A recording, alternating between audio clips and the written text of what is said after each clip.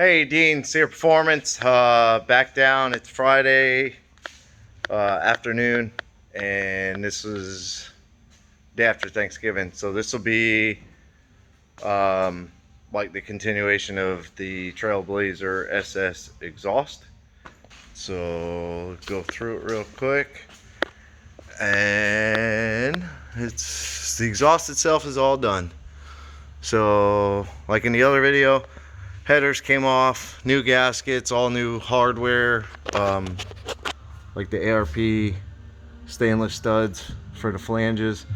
Got all that in. O2s are plugged back in. The wideband is plugged back in, which typically you really don't need on a naturally aspirated, but it's there, so plug that in. V-band, both collectors. Ended up cutting the slip fit off of the crossover tube. I had to leave this slip fit to allow me to slide the pipe out to mate up to this side and kind of give me the width. But I fully welded the crossover where it had two bands here, and then came back to the back side, put another V-band where it had that 3-inch aluminized pipe kind of turned on its bell end. I actually cut the crossover straight and put the V-band on and was able to just barely kind of rock the V-band, and it made the flange like perfectly vertical to come back on the rest of the exhaust. So being that this is 3-inch here, it continues all the way 3-inch into the new Black Widow muffler, which is basically, you could kind of see there's only like shrouds inside, or deflectors, whatever you want to call it. So basically from inlet to outlet is basically wide open. Did another V-band off the back of the muffler, and then built the tailpipe out of some pre-bent like 45s, 90s. Came back and I think I used like a 90 to kind of cut this angle here. And then after I was done welding it, I painted it black again because I wasn't not 100% sure that this is like 304 stainless. It very well could be, but I didn't want like a big grind mark all the way around. So I put a little bit of tape and then painted it with some like VHT just to kind of hide the grinds, or to, and then it won't rust if it's not stainless. And then that comes to the back. Did a hanger there, which I did like nut certs up top and screwed it in, and then I cut that hanger off, which I got to grind that down a little bit and then shoot a little bit of paint on the frame. I was gonna weld that bracket to the frame, but then I said no, it'd be a lot easier if you just were able to unbolt it if ever he needed to pull the exhaust off, but I don't think he does. There's good clearance. There's plenty of room above. This bar doesn't move. It's sort of like it's a support for the panhard support, so it doesn't move, but there's like just about a finger width in there. Plenty of frame clearance. It's away from the spring. It's hard to hold the phone in there. There it is. It's plenty away from the spring. Comes down. So if ever he wanted to take the tailpipe off, he could just undo it here, take the tailpipe off. Whereas with that setup, the old setup, you couldn't.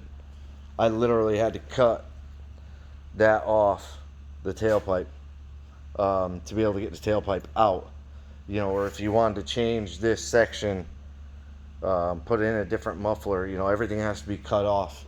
Now, if he ever wanted to change the muffler, he can. There's plenty of room within here. This is pretty much, you leave this alone, put a new V-band on the new muffler, put the new muffler right here. There's plenty of room for, a big, almost OEM style muffler if you wanted to.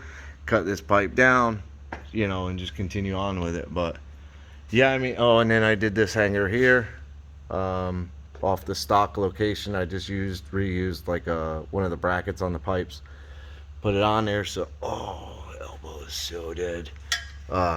It's definitely stiff.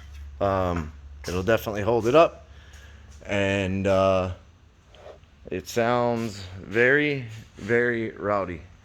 But that's the tip in the bumper, with it kind of angled down, so it gives it more of a, like it's contoured into the bumper. I don't know. To me, it just looks better than it sitting way out here and leaned down.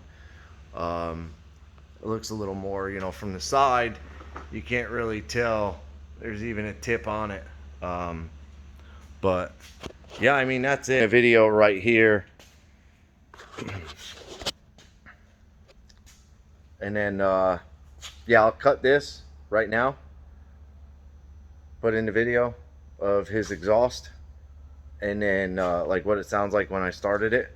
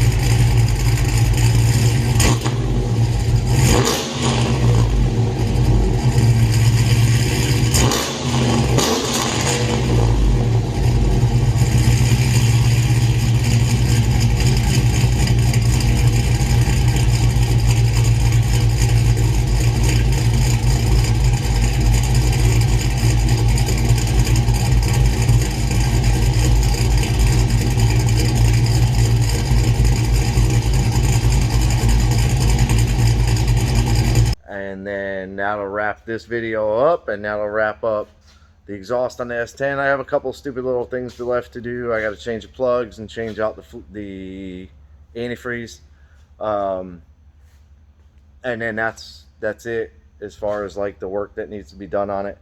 And then we might have another video that I'll make tomorrow. That'll kind of be the finale type of video with Jeff's Trailblazer SS.